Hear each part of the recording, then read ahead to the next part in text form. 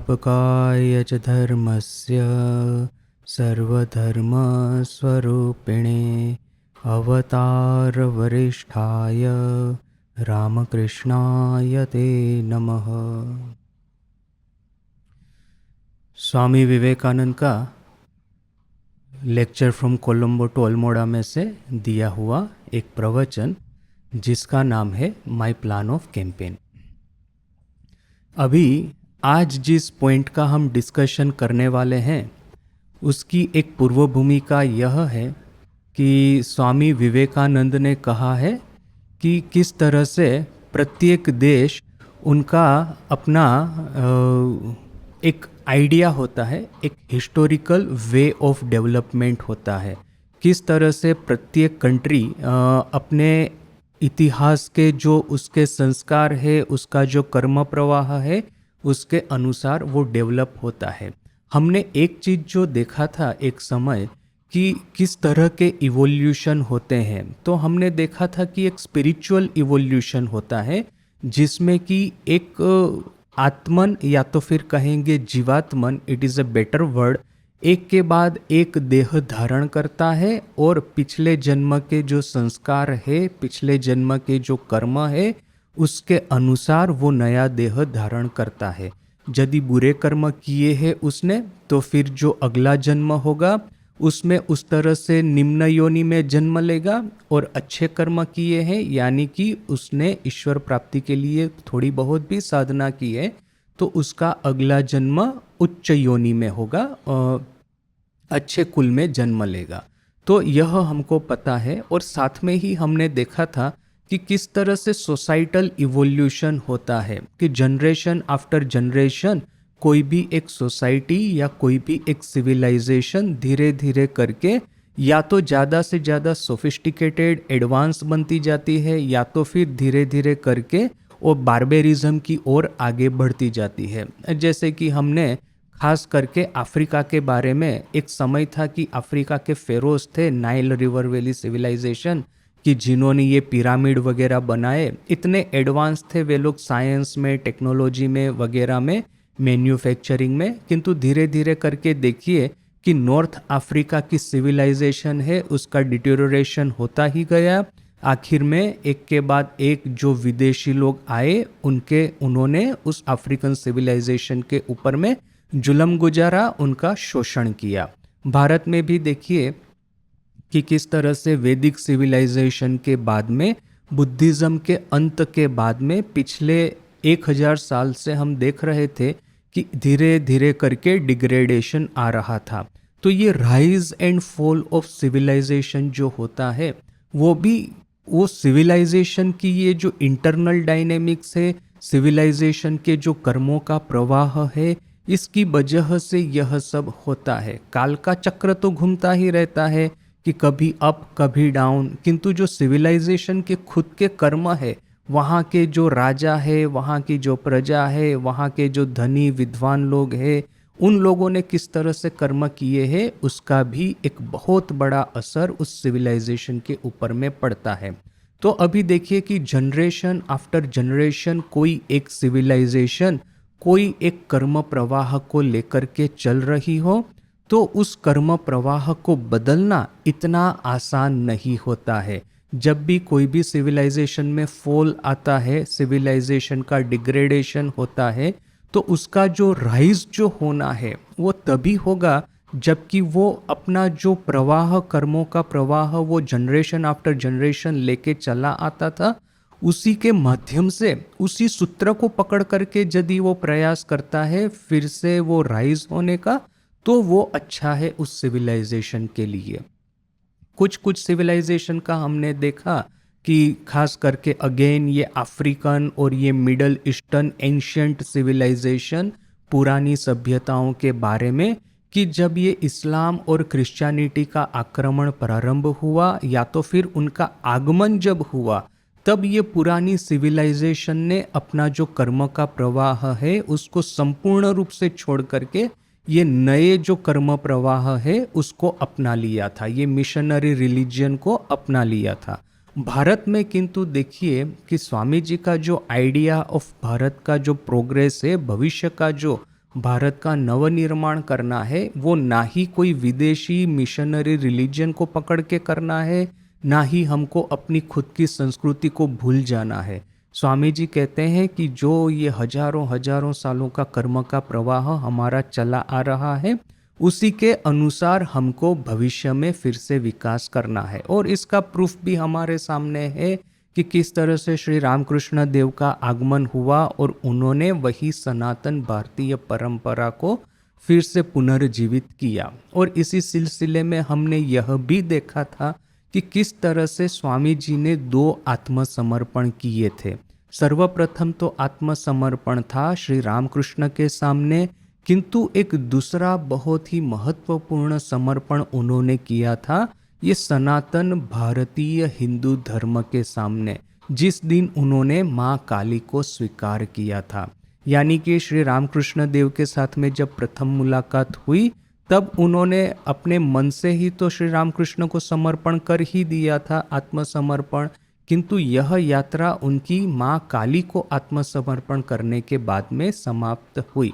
तो यह जो स्वामी विवेक, अभी ये निवेदिता के बारे में भी, सिस्टर निवेदिता के बारे में भी हमने देखा कि किस तरह से सिस्टर निवेदिता ने स्वामी विवेकानंद को तो अपना गुरु के रूप में स्वीकार किया ही, किंतु बाद में जब माँ शारदा देवी को वो जो सुंदर पत्र लिखती है 1910 में, तब हमको पता चलता है कि निवेदिता ने सनातन हिंदू धर्म को भी स्वीकार किया है। हालांकि देखिए कि रामकृष्ण संघ में कन्वर्जन का कोई कॉन्सेप्ट नहीं है। हम ऐसा कभी नहीं कहते कि सिस्टर निवेदिता क्रिश्चियनिटी में से हिंदुइज्म में उसने कन्वर्जन किया है, हम नहीं कहते। हमारा कॉन्सेप्ट बड़ा स्पष्ट है। जो स्वामी जी कहते हैं हमको कि a Buddhist is not to become a Christian और Christian is not to become a Muslim, but a Christian has to become a better Christian, a Hindu is to become a better Hindu. तो यह स्वामी जी का जो फंडामेंटल आइडिया है।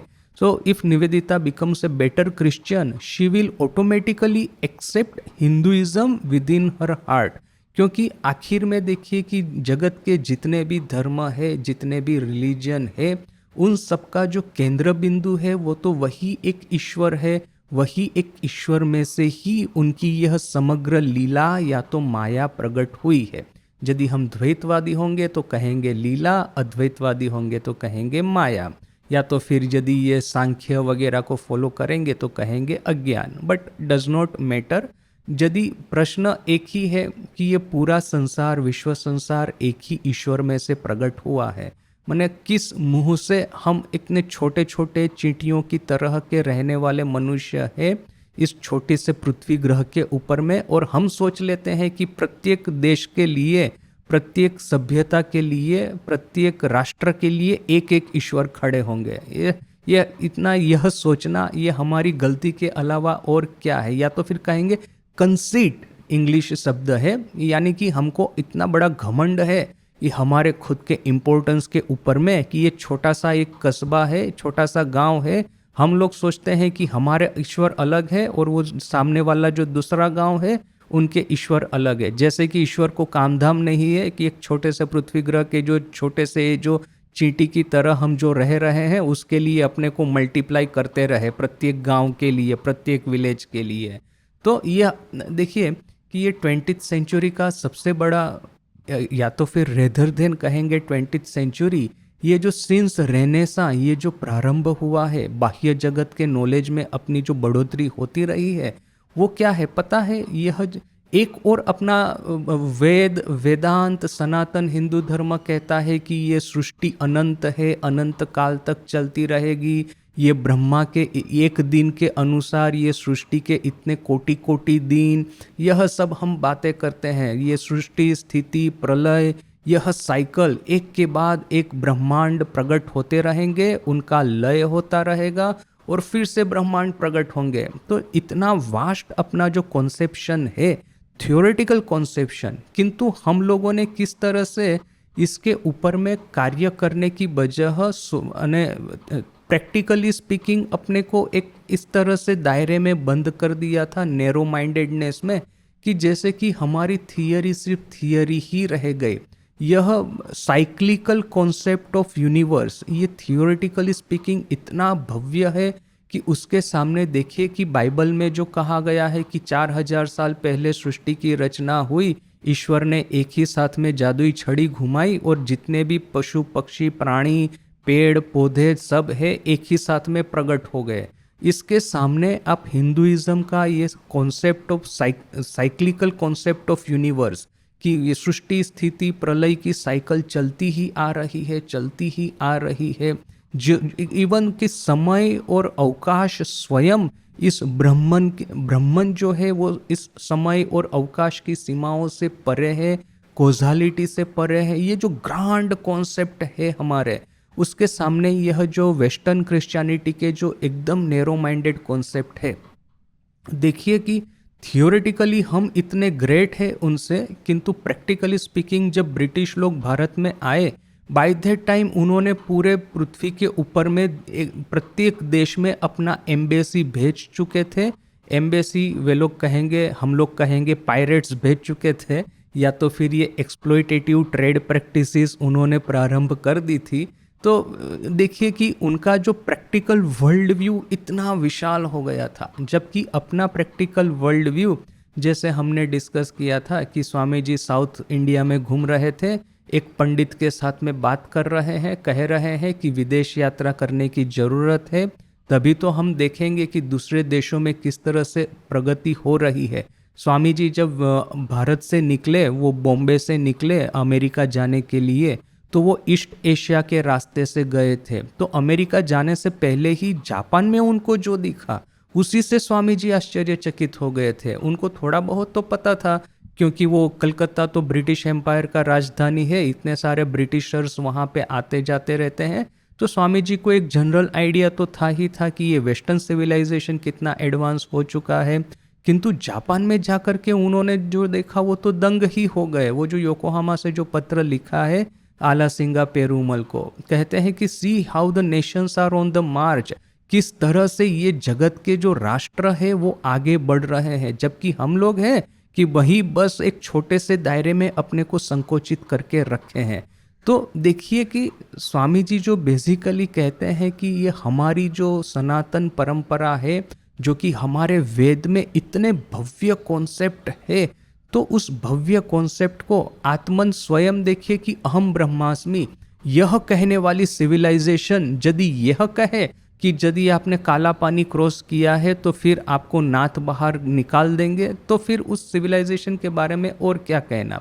किंतु स्वामी जी कहते हैं कि इसका अर्थ यह नहीं है कि यह जो 19th सेंचुरी का जो कचरा हमने अपने सर पे लेके जो बैठे थे पिछले कुछ 200-300 सालों का, उसको उसकी वजह से पूरा हिंदू धर्म ही हम फेंक दें, उसकी बजाय लोग क्रिश्चियनिटी को अपना ले, या तो फिर जैसे बाद में कुछ लोगों ने किया कि बौद्ध धर्म को अपना लिया। इससे बेटर है कि वही हिंदू धर्म के जो ऊपर में ये जो आवरण लग गया है पिछले कुछ सेंचुरीज का, ये अज्ञान का, इसको दूर करके उसका जो प्रिस्टाइन प्योर स्वरूप है हिंदुइज्म का, उसको पुनर्जीवित करें। तो दिस वो स्वामी जी बेसिक आइडिया। स्वामी जी ये समझते थे अमेरिका जाकर के, उन्होंने देखा कि हालांकि अमेरिका दुनिया का सबसे धनी और सबसे धनी देश तो है ही है, किंतु उनका जो ये जो प्रैक्टिकल आउटलुक है, उनका जो अंडरस्टैंडिंग ऑफ नेचर है, जो प्रकृति के प्रति उनकी जो समझ है, साइंस उन्होंने जो डेवलप किया है, वो इतना विशाल है कि उसकी वजह से पृथ्वी पे बैठा हुआ मनुष्य यह कैलकुलेट कर सकता है कि जो दूसरे जो ग्रह है, ये जैसे कि ये मार्स है, न कि जुपिटर है, न कि सैटर्न है, वो किस गति से सूर्य की चारों ओर घूमेंगे। और यह तो सिर्फ स्वामी जी के समय में ऑलरेडी हो चुका था। बाद में जैसे ये जनरल रिलेटिविटी, स्पेशल रिलेटिविटी और ये क्वांटम डायनेमिक्स, उसने हमारे हाथ में इस तरह का पावर दिया है कि हम पूरे ब्रह्मांड का वेट कर सकते हैं। जस्ट इमेजिन कि यह कितना बड़ा सिद्धि है थियोरेटिकल साइंस के लिए, कि हम माने पृथ्वी का वेट क्या है, पूरे कॉस्मोस का वेट क्या है, वो हम समझ सकते हैं। और एक बहुत ही आश्चर्यजनक डिस्कवरी हमने किया है कि यदि ये कॉस्मोस का जो वेट है, यानी कि कॉस्मोस के भीतर में जो मैटर है, जो पदार्थ है, उसका सिर्फ 4% मैटर ही हमको अपनी आंखों से दिखता है।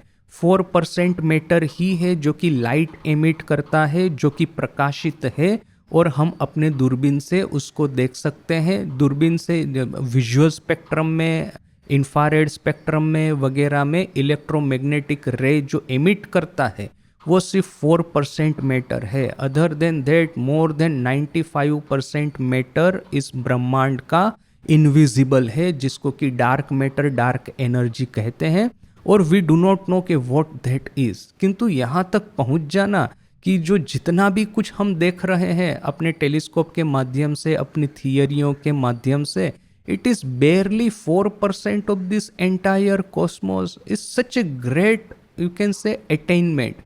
सो स्वामी जी कहते हैं कि देखिए कि उन लोगों का एक स्पेसिफिक बेंट ऑफ माइंड है नेचर और नेचुरल स्टडीज़ को आगे बढ़ाने का, उन्होंने प्रयास किया है और उसी के अनुसार उनका प्रगति होगा। भारत में हमने ये आत्म तत्व खोज निकाला है। जितना भव्य ये साइंटिफिक डिस्कवरी है जिसको पढ़ करके हम रोमांचित हो जाते हैं, यह जो एज ऑफ एक्सप्लोरेशन, एक के बाद एक ग्रेट एक्सप्लोरर्स, जिन्होंने उस समय यूरोपियंस को लगता था कि बस यूरोप ही है इस जगत में और फिर थोड़े बहुत कुछ देश होंगे आसपास में, किंतु जैसे जैसे उन्होंने ये एक्सप्लोरेशन प्रारंभ किया, ओशन एक्सप्लोरेशन, सी वोएजेस प्रारंभ की, वैसे वैसे पता चलता गया कि उनको तो पता ही नहीं था कि ये नॉर्थ अमेरिका, साउथ अमेरिका है, इतने बड़े बड़े कॉन्टिनेंट्स। ऑस्ट्रेलिया था वो भी नहीं पता था। एशिया एक्चुअली कितना बड़ा है वो उनको पता चला। अफ्रीका कितना बड़ा है वो पता चला। So that was an exciting age of naval explorations and discoveries. उसके बाद में ये एस्ट्रोनॉमी है, कॉस्मोलॉजी है, थियोरेटिकल फिजिक्स है। It's such an exciting thing to learn, understand and to wonder about. तो उनका वह जो जिसके भीतर में उन्होंने अपनी प्राण शक्ति डाली, भारत में देखिए कि यह जो आत्म तत्व है, आत्मन, यदि मैं आत्म साक्षात्कार करता हूँ तो ये पूरा विश्व ब्रह्मांड उसके सामने गोष्पद उसके तरह हो जाएगा। गाय का पैर जहाँ पे पड़ता है, वो जो छोटा सा एक गड्ढा जैसा, उसमें जब पानी डालेंगे वो उतना है ये पूरा विश्व ब्रह्मांड compare to this entire cosmic atman. मेरी जो आत्मन है, या तो फिर इसको हम कहेंगे ब्रह्मन, it is like a cosmos with itself. इसी के भीतर में या तो इसी के नीचे में तो सब ये स्पेस और टाइम है, कोजालिटी है। ये ब्रह्मांड में जो कुछ भी हो रहा है, चांद, सितारे, पृथ्वी, ये जो कुछ भी है, सब कुछ तो विद इन दिस आत्मन है। It is all a construct in our own consciousness. अपनी ये जो कॉन्शियसनेस है उसी के भीतर में तो यह सब कंस्ट्रक्ट हुआ है। यदि हम चाहे तो चुटकी बजा करके हम ये पूरे ब्रह्मांड को हम गायब कर दे सकते हैं। हम अपनी जो ग्लोरी ऑफ आवर ओन आत्मन है उसके भीतर में स्थित होकर के अनंत आनंद का, आनंद, अनंत ज्ञान का, अनंत आनंद का आनंद उठा सकते हैं। ये जो आत्मन का स्वरूप सत चित आनंद, या तो फिर कहेंगे सच्चित आनंद को आत्मन का स्वरूप नहीं कह के कहते हैं, सच्चित आनंद ही आत्मन है। क्योंकि जिसका कोई एट्रीब्यूट होगा उसका फिर ये विकार भी उसमें हो सकता है। तो आत्मन में तो कोई विकार नहीं है, सो आत्मन का कोई एट्रीब्यूट भी नहीं होना चाहिए। सच्चित आनंद, इट इज आत्मन इटसेल्फ।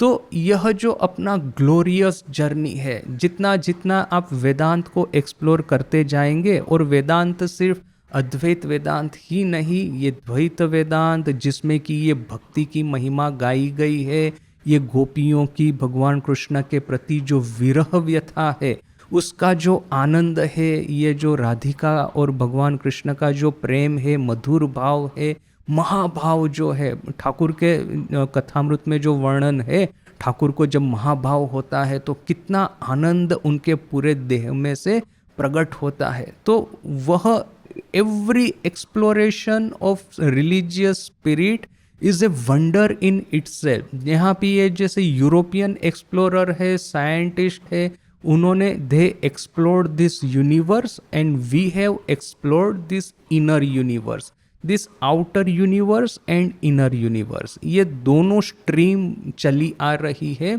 ये ईस्टर्न रिलीजियन और वेस्टर्न साइंस। तो स्वामी जी यहाँ पे तो ऐसा कहते हैं कि भारत का जो पुनरुत्थान होगा उसके फाउंडेशन में ये ईस्टर्न रिलीजन ही होने चाहिए, वेदांत योग उसी के माध्यम से ही, इसी को भित्ति बनाकर ही भविष्य के भारत का नवनिर्माण होगा। किंतु साथ साथ में ही स्वामी जी यह भी स्पष्ट रूप से कहते हैं कि भविष्य की जो सिविलाइजेशन होगी उसमें यह जो स्प्लिट बनी हुई है बिटवीन ये outer universe and inner universe, outer Cosmos and inner Cosmos, बाहर का ब्रह्मांड और भीतर का ब्रह्मन, ब्रह्मन और ब्रह्मांड, यह जो स्प्लिट जो बनी हुई है, that split we need to finish, that split we need to fulfil.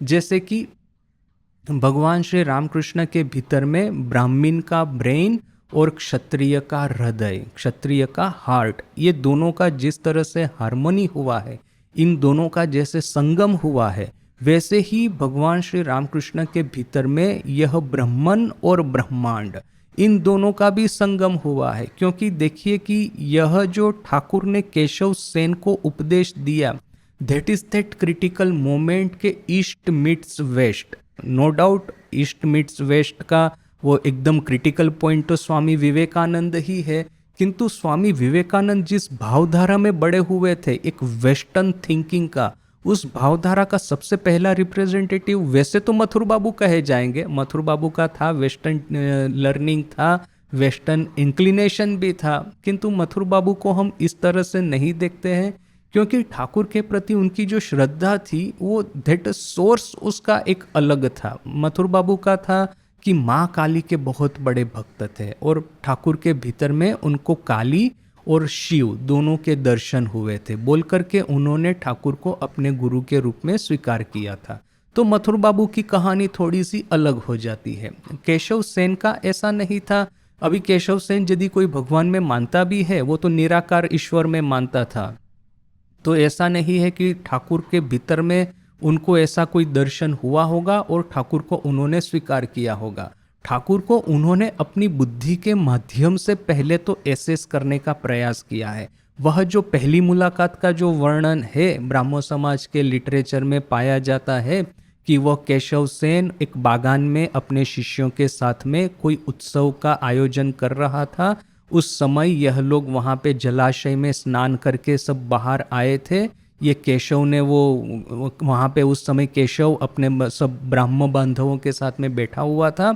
उस समय ये हृदय आकर के कहता है कि महाशय, मेरे मामा भी आप ही की तरह ईश्वर का नाम लेते हैं और वो भी ईश्वर के नाम से मतवाले हो जाते हैं, नृत्य कीर्तन करते हैं, तो वो आपका दर्शन करने के लिए आए हैं, आपको मिलने के लिए आए हैं, तो आप अनुमति दे तो मैं उनको लेके आऊँ।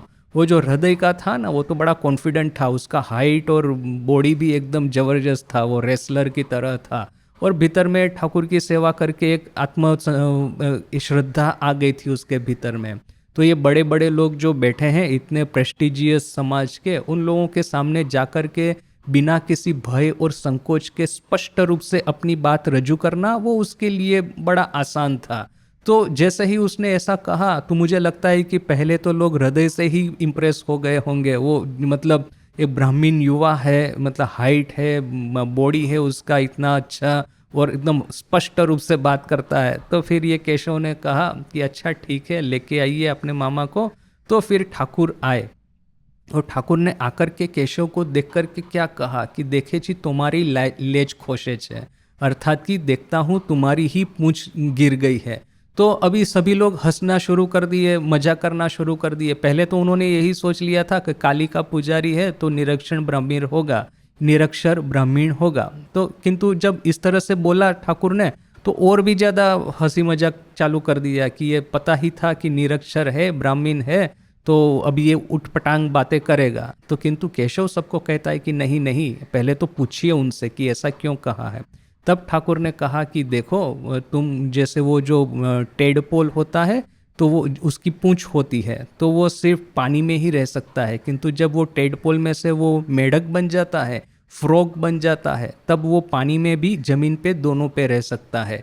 तो वैसे ही तुम्हारे पास में संसार के बाहर और संसार के भीतर ये दोनों जगह पे रहने की कैपेसिटी तुमने डेवलप की है। ये जो कहते हैं ना ब्राह्मो समाज वाले कि हमारा तो राजा जनक का मत है, तब ठाकुर क्या कहते हैं कि वो सिर्फ मुंह से बोलने से तो राजा जनक नहीं हुआ जाएगा, सर नीचे करके पैर ऊपर करके उन्होंने कितने सालों तक तपस्या की थी, तब कहीं जाकर के राजा जनक हुआ जाता है, आप हो सकते हैं। तो जिस तरह से राजा जनक ने तपस्या की थी उसी तरह ये केशव सेन ने भी तपस्या की थी। नो डाउट उस तरह से ट्रेडिशनल सेंस में नहीं, किंतु ठाकुर ही एक बार वर्णन करते हैं कि वो कहीं पे एक ब्राह्मण समाज की सभा में गए थे, देखा कि केशव वहाँ पे स्टेज के ऊपर में ध्यान कर रहा है। तो ठाकुर ने देखा कि ध्यान में एकदम मग्न हो गया है, और ठाकुर को ऐसा दर्शन हुआ मयूर का, जैसे मयूर यानी कि ये पिकॉक होता है, अपनी ये जो पूंछ है और अपने मोर पिच्छ है उसको फैला करके कैसे वो बैठता है, तो वैसे ही ये मोर पिच्छ की तरह केशव के पीछे में वो मयूर का ये दिखाई दिया, जैसे कि अपने दल बल के साथ में बैठा है। पूरा जो दल था ब्राह्मण समाज का वो जैसे कि मयूर के पिच्छ मयूर के ये थे, वो फीदर्स थे, तो फीदर्स के फैला करके जैसे मयूर बैठता है नृत्य करता है, वैसे ही ये केशव बैठा है, ध्यान में मग्न है, और चारों ओर ये अपने ब्राह्मण समाजी लोग बैठे हैं। तो ऑलरेडी ठाकुर ने कथामृत में कहा भी है कि केशव ध्यान में सिद्ध है। तो यह केशव के भीतर में तपस्या थी बोल करके ही was able to live in samsara also and as a तपस्वी ऑल्सो। तो जैसे ही ठाकुर ने कहा उसी समय केशव की उनके ऊपर में श्रद्धा बैठ गई। किंतु देखिए कि बाद में ठाकुर खुद कहते हैं कि केशव ने ठाकुर की परीक्षा करने के लिए 2-3 ब्राह्मण भक्तों को भेजा था। वे लोग ठाकुर के साथ में दिन रात रहेंगे और ठाकुर का असेसमेंट करके कि जो बोल रहे हैं उसके भीतर में उनके जीवन के साथ में कुछ मैच होता है, कि भीतर में सब भ्रष्टाचार है और बाहर में सिर्फ बातें कर रहे हैं। वही योगेन महाराज वाला प्रश्न ठाकुर कहते हैं, साधु के दिने देखवी, साधु के राते देखवी, तबे साधु ऊपर भरोसा करवी। साधु को दिन में देखना है, साधु को रात में देखना है, तब कहीं जाकर के साधु पे भरोसा करना है। तो यह योगेन महाराज नहीं थे प्रथम परीक्षा करने वाले। इस तरह की प्रथम परीक्षा करने वाला तो केशव था। और केशव के यही जो 2-3 डिसाइपल ठाकुर के साथ में ठाकुर के कमरे में ही दिन रात रहे थे, ठाकुर को ऑब्जर्व करते थे। और फिर इतना ही नहीं कि ठाकुर को ऑब्जर्व करते थे, वे लोग चाहते थे कि ठाकुर ये ब्राह्मण समाज में कहीं कन्वर्ट हो जाए, और दयामय दयामय बोलते रहते थे कि आप कन्वर्ट हो जाइए, आप केशव सेन के शरण में आ जाइए, आपको सिद्धि मिल जाएगा, प्रसिद्धि मिल जाएगा, वगैरह वगैरह। तब एक बार कहीं जाकर के ठाकुर ने नाराज होकर के कह दिया कि तुम लोग निकलो यहाँ से। तो किंतु देखिए कि यह टेस्टिंग करके जिसको कि स्वीकार करना है, यह मामला जो है ये वेस्टर्न साइंस का है। ये वेस्टर्न साइंस कहता है कि एक्सपेरिमेंट करके प्रूव होता है तभी किसी चीज को आपको स्वीकार करना है। तो वो सिर्फ अपनी भक्ति के ऊपर में नहीं, एक्सपेरिमेंट करके प्रूव हो तब कहीं जाकर स्वीकृत करना। ये जो मॉडर्न कॉन्सेप्ट ऑफ साइंस है उसके साथ में ठाकुर केशव सेन के साथ में पहले ही परिचित हो गए थे। इसीलिए यह जब त्यागी संतान का आना शुरू हुआ, अभी ये नरेन है, योगेन महाराज है, ठाकुर की बार बार परीक्षा कर रहे हैं, तो ठाकुर बुरा नहीं मानते हैं। वो ऐसा नहीं कहते कि सनातन हिंदू परंपरा तो ऐसी है कि जिसको एक बार अपने गुरु के रूप में स्वीकार करो, उनके ऊपर में आंख बंद करके श्रद्धा करो। ठाकुर खुद कहते हैं ना, आमार गुरु यदि शूंडी बाड़ी जाए तब वो आमार गुरु नित्यानंद राय। मेरे गुरु यदि वो शराब की दुकान के ऊपर में भी जाते हैं, शराब भी पीते हैं, व्यभिचार भी करते हैं, तो भी मेरे गुरु नित्यानंद राय है। तो वो अपनी जो परंपरा है कि गुरु के ऊपर में, अभी जैसे कि देखिए एक फनी एक आइडिया, एक विचार, कि मैंने जब शंकराचार्य को पहले पहले पढ़ना शुरू किया था, विवेक चूड़ामणि वगैरह उनका जो लेखन है, तो मुझे पहले तो हम सबको अभी जैसे कि आप अद्वैत वेदांत में प्रवेश नहीं करते हैं उस समय तो आपको यही ऐसा लगता है कि अद्वैत वेदांत में ईश्वर है ही नहीं। बाद में पता चलता है कि नहीं, ब्रह्मन में से ईश्वर प्रकट हो सकते हैं जब उसके ऊपर में समष्टि अज्ञान का लेयर आता है। तो जो भी है, तो जब पहले पहले पढ़ना शुरू किया था तब ऐसा ही लगता था कि अद्वैत वेदांत के भीतर में ईश्वर है ही नहीं। किंतु जब ये विवेक चूड़ामणि का प्रारंभ होता है और शंकराचार्य जिस तरह से गुरु की स्तुति प्रारंभ करते हैं, तो आप यदि गुरु शब्द हटा करके किसी देव देवी का नाम लिख देंगे तो कोई भी आपको किसी भी चीज़ आपको मिस नहीं होगी, ऐसा ही लगेगा भगवान विष्णु की स्तुति ठीक ही चल रही है, बस वो गुरु के नाम पे विष्णु या ऐसा कोई देव देवी का नाम लगा देना है। तो मुझे हंसी इसलिए आई, थोड़ा सा फनी इसलिए लगा कि आप यदि ईश्वर को हटा दे रहे हैं तो ईश्वर के लिए जो स्तुति है आपके हृदय में, जो शरणागति ईश्वर को करनी है, वो आपने अपने गुरु के प्रति कर दी है। तो ये फर्क क्या हुआ? आप कैसे कह सकते हैं आप निराकारवादी है? यदि ईश्वर को जितनी श्रद्धा द्वैत वाले देते हैं उतनी ही श्रद्धा यदि अद्वैत वाले गुरु को देते होंगे तो ये क्या है कि it's just a human nature कि आपको किसी के प्रति शरणागति करनी है, क्योंकि शरणागति या तो फिर अहंकार का निर्मूलीकरण, निशेषीकरण, वही तो आध्यात्मिक जीवन का प्रारंभ है। भीतर में घमंड रह गया तो आप अपने आध्यात्मिक जीवन में ज़्यादा कुछ कभी भी अटेन नहीं कर पाएंगे। तो वह जो एक भारतीय परंपरा है कि गुरु के प्रति इतनी शरणागति हो, इतनी श्रद्धा हो कि वो जो कहे वो सब कुछ हमारे लिए जैसे कि ईश्वर का ही आदेश है उसी तरह से हम पालन करें, वो बात जो थी वो किंतु ठाकुर यह त्यागी संतानों से इमीडिएटली एक्सपेक्ट नहीं करते थे। वो कहते थे कि हाँ ठीक है, तुम मुझे दिन में देख करके, रात में देख करके परीक्षा कर लो, फिर परीक्षा के अंत में यदि तुमको लगे कि हाँ मैं आपकी सभी परीक्षा में पास हुआ हूँ, then you accept me as a guru. तो वो जो आइडिया था कि वेस्टर्न सिविलाइजेशन के साथ में ये अपना ईस्टर्न सिविलाइजेशन का मिलन या तो फिर संगम, वो श्री रामकृष्ण देव के जीवन में ही हुआ था। उसके जो मथुर बाबू है, फिर ये केशव सेन है, उसके बाद में स्वामी विवेकानंद है, यह जो जितने भी एनकाउंटर ठाकुर के जो मेजर एनकाउंटर थे कलकत्ता में, वो प्रत्येक स्टेप पे जैसे कि ये भारतीय सनातन धर्म आज का जो cutting edge modern scientific thinking है उसके साथ में संपर्क में आ रहा है। इसके बाद में स्वामी जी अमेरिका गए और ये सबसे माने इसी एनकाउंटर में देखेंगे कि एक बहुत ही इम्पोर्टेंट कड़ी है, एक बहुत ही इम्पोर्टेंट इवेंट है स्वामी विवेकानंद का निकोला टेस्ला के साथ में संवाद। और मेरी लुइस ने न्यू डिस्कवरीज में इसके बारे में लिखा है, काफ़ी विस्तृत उसने डिस्कशन किया है कि किस तरह से स्वामी जी के जो आइडियाज़ है राजयोग और ज्ञान योग के, कि किस तरह से अपनी जो इंद्रियां है, अपनी जो सेंसेस है, they are not a reliable medium to conduct experiment. आप अब जितने भी एक्सपेरिमेंटल ये इंस्ट्रूमेंट है अल्टीमेटली तो अपनी इंद्रियों को ही, अपनी सेंसेस को ही तो फीडबैक देते हैं, उसी के बेस पे तो हम यह सब कुछ डिटरमाइन करते हैं। किंतु there is something more reliable than these senses, and that is our mind, and there is something even more reliable than mind, that is our own जीवात्मन और द चेतन शक्ति विच इज इनसाइड अस। ये जो इंद्रिय है उससे भी ज़्यादा reliable है मन, मन से भी ज़्यादा रिलायबल है बुद्धि, और बुद्धि से भी ज़्यादा रिलायबल है यह चेतन सत्ता हमारे भीतर में जो कि है कॉन्शियसनेस के ये लेवल है। तो किंतु जब स्वामी जी के कुछ आइडियाज़ को तो ये निकोला टेस्ला एक्सेप्ट करता है, किंतु Swami ji at the end of the day थोड़े से निराश इसलिए हो गए थे कि जो वेदांत के जो मोस्ट रेडिकल कंक्लूजन है वहाँ तक निकोला टेस्ला नहीं पहुँच पाया था। किंतु खैर बाद में आप देखेंगे कि किस तरह से ये जो आइंस्टाइन, उसका जो थियरी ऑफ रिलेटिविटी और ये क्वांटम डायनेमिक्स, इन दोनों ने मिलकर के वेदांत के बहुत सारे कॉन्सेप्ट को जैसे कि अपना लिया है, जैसे कि यूनिटी ऑफ मैटर। ये मैटर और एनर्जी दोनों एक ही है, दोनों इंटरचेंजेबल है। तो that is it fits directly with in our concept of unity in spiritual realm. तो अभी क्या है कि इस आइडिया पे किंतु हमको और ज़्यादा काम करने की ज़रूरत है।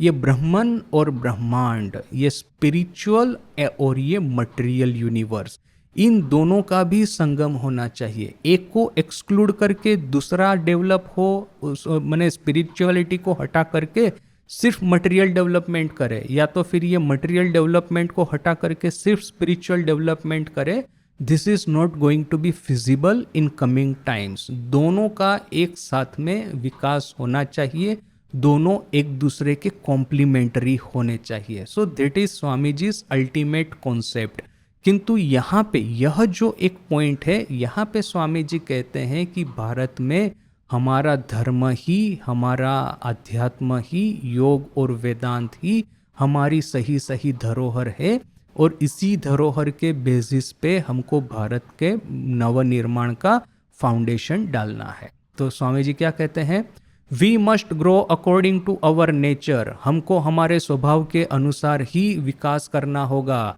When is it to attempt the lines of action that foreign societies have engrafted upon us, जो विदेशी सभ्यताओं ने, विदेशी देशों ने, खास करके ब्रिटेन ने हमारे सर के ऊपर में एक विचार थोप दिया है कि क्रिश्चियनिटी और साइंस यही असली चीजें हैं, आपका सनातन हिंदू धर्म पूरा गलत है, उसको हटा दीजिए। इस तरह से यदि हम विकास करने को जाएंगे तो वो बड़ी मूर्खामी ही होगी। इट इज इम्पॉसिबल, वो असंभव है। Glory unto God that it is impossible, that we can not be twisted and tortured into the shape of other nations. भगवान की कृपा है, भगवान का हम प्रशंसा करते हैं। क्यों?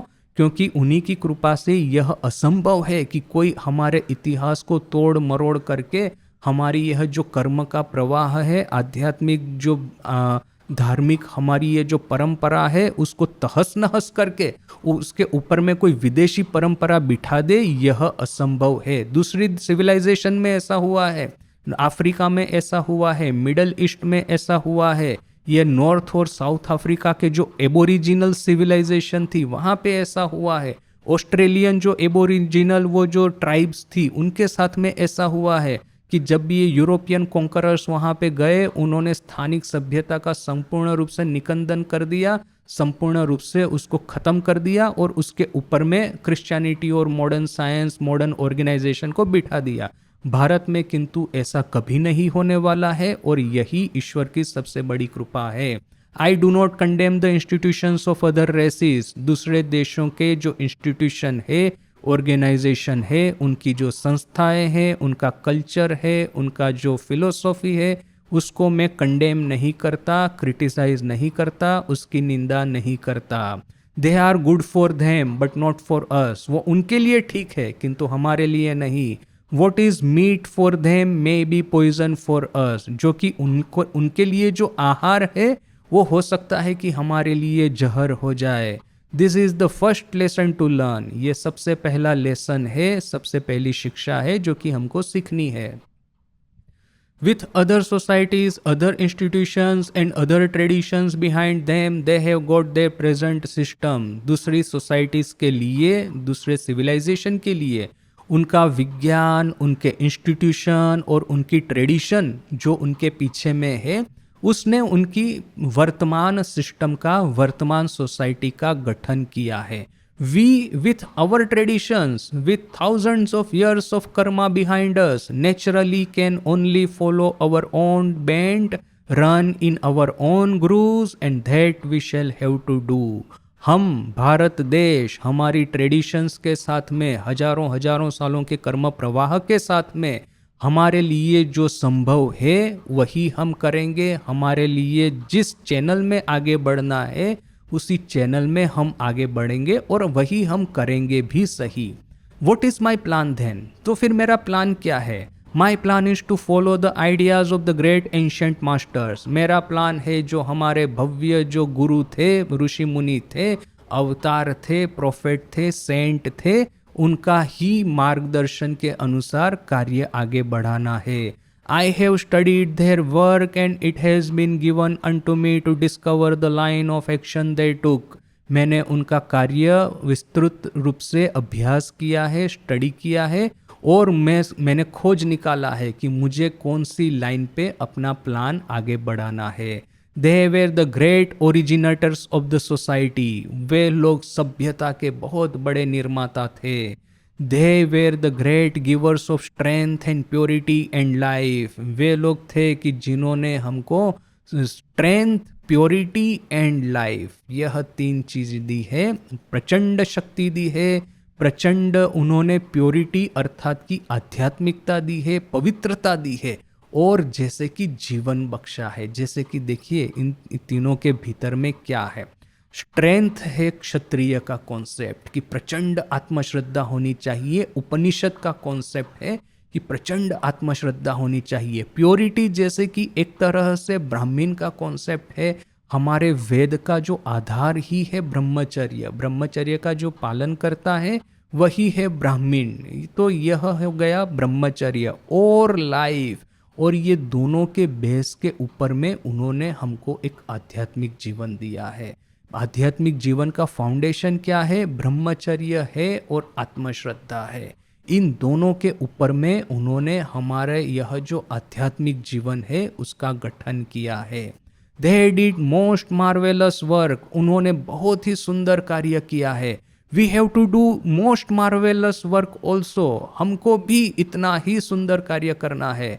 Circumstances have become a little different and in consequence the lines of action have to be changed a little and that is all। परिस्थितियाँ थोड़ी सी बदल गई है, वो वैदिक युग था, आज ये हम वेस्टर्न युग में रह रहे हैं।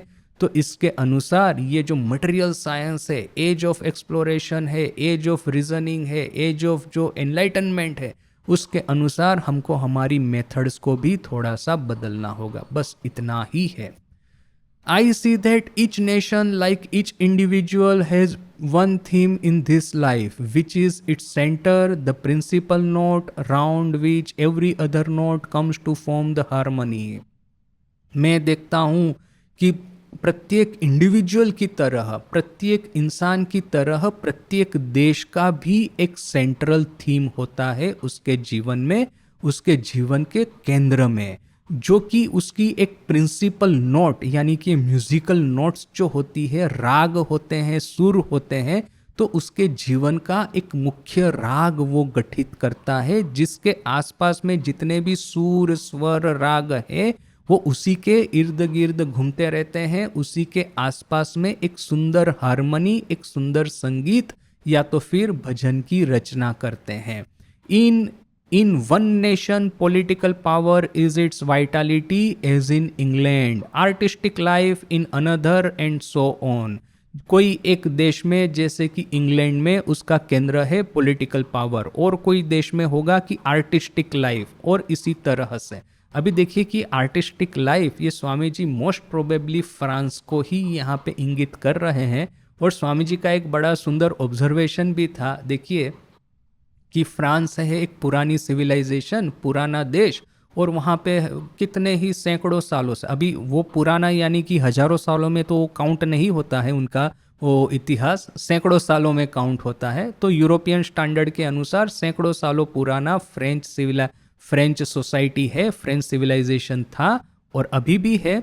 तो ये आर्टिस्ट्री जो है, जो great painter, great musician, great thinker, great philosopher जो फ्रांस में प्रकट हुए, उन्होंने फ्रांस को बड़ा ही एनरिच किया है। अभी जब स्वामी जी यूरोप का जर्नी कर रहे थे तो उन्होंने फ्रांस और जर्मनी दोनों को देखा। अभी जर्मनी क्या है कि वो नया नया थोड़ा सा वो अनसिविलाइज्ड या बारबेरिटी में से थोड़ा सा अभी खड़ा हुआ था। फ्रेंच वैसे, जर्मन वैसे थे बड़े स्ट्रॉन्ग, किंतु क्या था कि जर्मन नेशन एज सच को उसका कोई डेवलपमेंट नहीं हुआ था। It was a part of Holy Roman Empire. तो उसकी वजह से जो एक जर्मन आइडेंटिटी होनी चाहिए, जर्मन कल्चर होना चाहिए, जर्मन आर्ट होनी चाहिए वगैरह वगैरह, वो अभी उसी समय धीरे धीरे करके डेवलप हो रही थी। हालांकि थे बड़े रिच यूरोपियन स्टैंडर्ड के अनुसार, किंतु आर्टिस्ट्री उनके भीतर में इतनी नहीं थी। यही दिखाता है कि बाद में हिटलर का जन्म जर्मनी में हुआ या तो फिर नाजिज्म का जन्म जर्मनी में हुआ। सो उनके भीतर में एक ब्रूटालिटी और बारबेरिटी का एक स्ट्रीक उसी समय था, दिख रहा था स्वामी जी को स्पष्ट। तो स्वामी जी कहते हैं कि देखिए कि मैं फ्रांस में जाता हूँ, वहाँ पे घोड़े रखने का जो अस्तबल होता है वो भी आपको एक पैलेस की तरह इतना सुंदर और भव्य दिखेगा। और जर्मनी में जाता हूँ तो वो पैलेस भी यदि एक होगा ना, तो उसके भीतर में ये घोड़े रखने के अस्तबल की तरह ब्रूटालिटी वहाँ पे दिखाई देगी। यानी कि यह स्वामी जी का ऑब्जर्वेशन था। बाद में ये एकदम परफेक्ट ट्रू हुआ कि नाजिज्म पूरा वहीं पे जन्म लिया। ये स्वामी जी कहते हैं कि ये जो कहते हैं कि किसी किसी देश का वो सेंटर ट्यून है, सेंटर राग या तो ये धुन है उसका पॉलिटिकल पावर, और किसी देश का है आर्टिस्टिक पावर। तो ये आर्टिस्टिक पावर को यहाँ पे फ्रेंच का नाम नहीं लिखा है, किंतु आई गेस कि वो फ्रांस के बारे में ही बात कर रहे हैं। In India religious life forms the centre, the key note of the whole music of national life. Bharat में किंतु धार्मिक जीवन ही है, आध्यात्मिकता ही है जो कि हमारा केंद्र है, जो कि हमारी की नोट है, जो हमारा मुख्य राग है, जिसके इर्द गिर्द, जिसके आसपास में हमारा भारतीय संगीत बना हुआ है।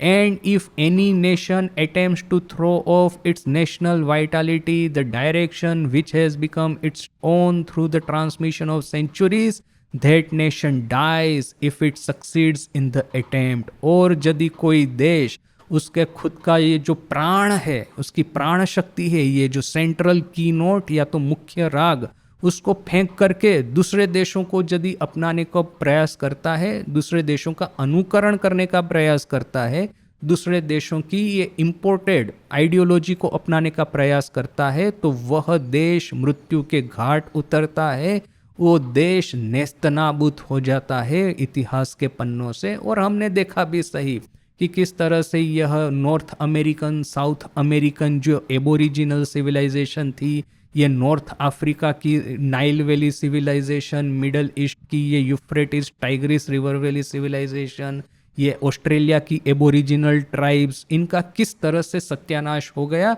जबकि ये यूरोपियन सेटलर या तो फिर ये इस्लाम वहाँ पे प्रवेश हुआ था। तो स्वामी जी कहते हैं कि आपका खुद का जो नेशनल की नोट है, सिविलाइजेशनल सेंटर है, उसको छोड़ करके दूसरे देशों से यदि इम्पोर्टेड आइडियोलॉजी मंगवाएंगे तो आपकी सिविलाइजेशन का खात्मा हो जाएगा। देश बचेगा, जैसे कि अफ्रीका है, मिडल ईस्ट है, अभी भी बचे हुए हैं, किंतु अपने ओरिजिनल स्वरूप में नहीं। And therefore, if you succeed in the attempt to throw off your religion and take up either politics or society or any other things as your center, as the vitality of your national life, the result will be that you will become extinct।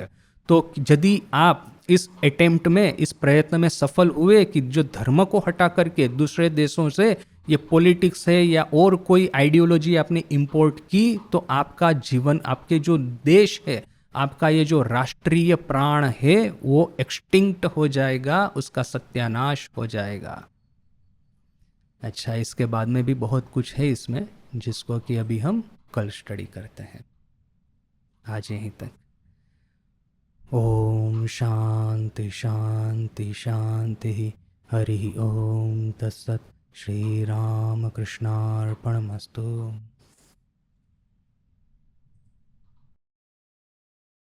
हाँ, बहुत concept और भी है, और भी बड़े important concept है स्वामी जी के, आएंगे इसमें। किंतु एक बात याद रखनी है कि हम रिवर्स डायरेक्शन में न चले जाएं, क्योंकि स्वामी जी एकदम स्पष्ट रूप से कहते हैं कि आपको जिस तरह से अपना धर्म को बचाए रखना है, वैसे ही साइंस को भी हमको उठाना है। So that we have to understand that it's essential part of Swami ji's plan. ये जो कुछ कुछ देशों को हम देखते हैं ना, जैसे जापान है फॉर एग्जांपल, कि किस तरह से अपना ट्रेडिशन को भी बचाए रखा है और किस तरह से मॉडर्निटी को एक्सेप्ट किया है। किंतु देखिए कि जापान ने जो एक फेटल मिस्टेक शुरू में कर दिया था, खुद के धर्म को छोड़ करके ये जो होलसेल उन्होंने वेस्टर्नाइज करने का जो प्रयास किया था, उसी की वजह से वो सेकंड वर्ल्ड वॉर में उन्होंने कितना अत्याचार किया था दूसरे देशों के ऊपर में। सो हमने वो गलती हमने नहीं की है ठाकुर की कृपा से। ये जापान का जो चाइना के ऊपर में युद्ध था, और चाइना में उन्होंने जो रेप ऑफ नैनकिंग बोल करके वो एक इवेंट है, और नैनकिंग बोल करके एक है वहाँ का सिटी या तो एरिया, वहाँ पे जो जापानीज आर्मी गई और जो भयानक एब्यूज़ किए हैं, इससे मतलब पढ़ करके रोंगटे खड़े हो जाएंगे कि इतना ओल्ड सिविलाइजेशन इस तरह का अत्याचार कर सकता है मनुष्य के ऊपर में। ये वो तो एटम बॉम्ब गिरने के बाद की बात है। आप कर्सरी सर्च करके भी देखेंगे, Japan abuse during second world war, मतलब भयानक भयानक कांड उन्होंने किया है। एक्चुअली क्या है ना कि हम इसको धर्म की एक कपड़े नहीं पहना करके let us treat it as a science. कि आप देखिए कि अभी जैसे कि योग है, योग इज़ परफेक्ट साइंस। इसको आप प्राणायाम करना, आसन करना, ध्यान करना, ये यदि स्कूल के लेवल पे ही यदि हम बच्चों को सिखाते हैं तो they will never have this type of conflict कि why do I believe in Vishnu, why do I believe in Maa Kali. वो माँ काली है कि नहीं किसको पता। स्वामी जी के खुद के मन में ये संदेह जो बना रहा था, तो ठाकुर की कृपा से वो संदेह भंजन हुआ ना। हमारे पर तो कोई कृपा करने वाला है नहीं कि इस तरह के संदेह को कोई तोड़ने को आएगा। But in the form of yoga there is we have a perfect science कि आप इसको साइंटिफिक बेसिस पे बचपन से ही बच्चों को सिखाइए, तो by the time they are graduate they will be so deeply spiritual, और without saying that I am spiritual. ऐसा कोई ज़रूरत नहीं है कि आप योगा कर रहे हैं, योगा प्रैक्टिस कर रहे हैं, you will like to call yourself कि हाँ मैं धर्म का पालन कर रहा हूँ या मैं स्पिरिचुअल हूँ। नो नीड टू से एनी ऑफ दिस थिंग। जिस तरह से आप फिजिक्स स्टडी करते हैं, physics is a perfect science, उसमें कोई बिलीफ सिस्टम का तो प्रश्न नहीं है कि हाँ मैं फिजिक्स में बिलीव करता हूँ। वो बिलीव क्या करना है, it's a practice, it's a experiment, practical. आपको विश्वास नहीं है, प्रैक्टिकल करके देख लीजिए कि ये जो E equals M C square, या तो फिर F equals mass into acceleration, या तो PV equal NRT, pressure and volume equals temperature, ये this are the matter of experiment. करके देख लीजिए, प्रूव कर लीजिए। So yoga is also a practical experimental science. You practice it and you will see how it gives you benefit. So once we yoga is I think that जो कि एक middle point है, जो कि एक और वेदांत का यदि आप बात करें कि हाँ मैं ब्रह्मन हूँ या आत्मन हूँ, तो प्रश्न हो सकता है कि इफ देर इज ब्रह्मन और not, I do not know, कि मैं विश्वास नहीं हो रहा है, ईश्वर है कि नहीं विश्वास नहीं हो रहा है। But yoga is a perfect science. Yoga is a meeting point between East and West. जो आजकल जो विदेश में योगा का इतना जो पॉपुलैरिटी है, दैट इज ऑल्सो कि उनको कहेंगे वेदांत को स्वीकार करो तो 10 बार सोचेंगे, कि वो कहेंगे कि या ये जो भाव है या वैष्णव भावधारा है उसको स्वीकार करो तो 10 बार सोचेंगे। But yoga is a science, you practice it and you find out the benefits. So I think that yoga should be taught from the childhood to every school. आज जितने भी एडवांस मेडिकल प्रैक्टिसेस है, सब में ये प्रूव हुआ है कि मेडिटेशन का मेंटल हेल्थ पे बड़ा ही पॉजिटिव असर है। You don't have to believe in something in order to derive benefit from meditation. It's a completely secular. यदि आप सेकुलरिज्म में बिलीव करते हैं, it's a completely secular practice. वो जो मुझे वो वॉकर क्लब से बुलाया था ना, वो बोला था वो नॉन रिलीजियस लेक्चर देना है। तो मैं जैसे ही एंटर हुआ वो हॉल में, वो देखा वो उस दिन रामनवमी थी तो रामनवमी की पूजा कर रहे हैं। मैंने सोचा कि ये क्या हो रहा है। फिर वो बोलना शुरू किया, वो जो इंट्रोडक्शन वगैरह देते हैं ना, तो शुरू करते हैं जय श्री राम, तो सभी लोग बोलते हैं जय श्री राम।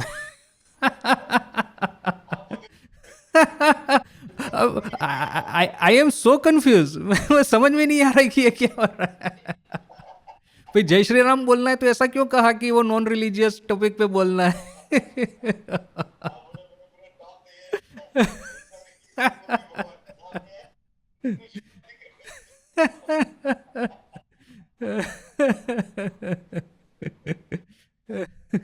मुझे ऐसा लग रहा है ना कि इन लोगों ने ये फॉर्मल और इनफॉर्मल ऐसा दो स्प्लिट कर दिया है। फॉर्मल जब बोलते हैं तो इंट्रोडक्शन क्या देते हैं कि हम लोग एक इंटरनेशनल वॉकर सोसाइटी है, उसके साथ में एसोसिएटेड है, उसके लोकल चैप्टर है, यानी कि वह अभी वो इंटरनेशनल सोसाइटी के साथ जुड़े हुए हैं, तो थोड़ा सा तो सेक्युलरिज्म दिखाना पड़ेगा। किंतु जैसे ही वो इंट्रोडक्शन खत्म हो गया, वो भीतर वाला वो जय श्री राम बाहर आ गया। वो ठाकुर कहते हैं ना कि एक पंडित को पकड़ करके वो जोर जबरदस्ती मुस्लिम बना दिया, तो अभी वो अल्लाह नाम का जप कर रहा है, बीच में काली आ जाता है, तो वो मुस्लिम लोग उसको मारने को जाते हैं, तो बेचारा बोलता है कि मैं क्या करूं, गले तक काली आ गया है। एक बात जो हमको याद रखनी है कि ये जो यूरोपियन एनलाइटन थॉट है, यूरोपियन लिबरलिज्म है, which is what brought is Renaissance, rebirth of learning, जो कि पूरे विश्व में और कोई नहीं कर पाया है इंक्लूडिंग इंडिया। कि ये जो लेटेस्ट कटिंग एज जो डेवलपमेंट होना है साइंटिफिक, वो that is only one civilization currently, that is a western civilization. So ऐसा ना हो जाए कि कहीं पे हम अपने रूट्स पे वापस जाने के चक्कर में वो पागल ब्राह्मण जो वो बोल रहा था कदापि ना, उस तरह का वो अंधश्रद्धा में वापस न डूब जाए। That we have to be extremely careful, क्योंकि फिर तो ऐसा हुआ ना, माया मिली न राम, वो पुरानी वैदिक सिविलाइजेशन, वैदिक ऋषियों की तरफ वापस जाने का तो हुआ ही नहीं। ऊपर से ये जो आजकल का जो सेकुलरिज्म शब्द गलत है, ये यूरोपियन एनलाइटनमेंट है, जिसकी वजह से, रेनेसां की वजह से जो आज के साइंस और टेक्नोलॉजी के फ्रूट हमको मिल रहे हैं खाने को, वो भी जाए हाथ में से, और ये उपनिषद का ऋषि लोग भी हाथ में ना आए, वो तो दोनों हाथ में से जाए, ऐसा कहीं ना हो जाए।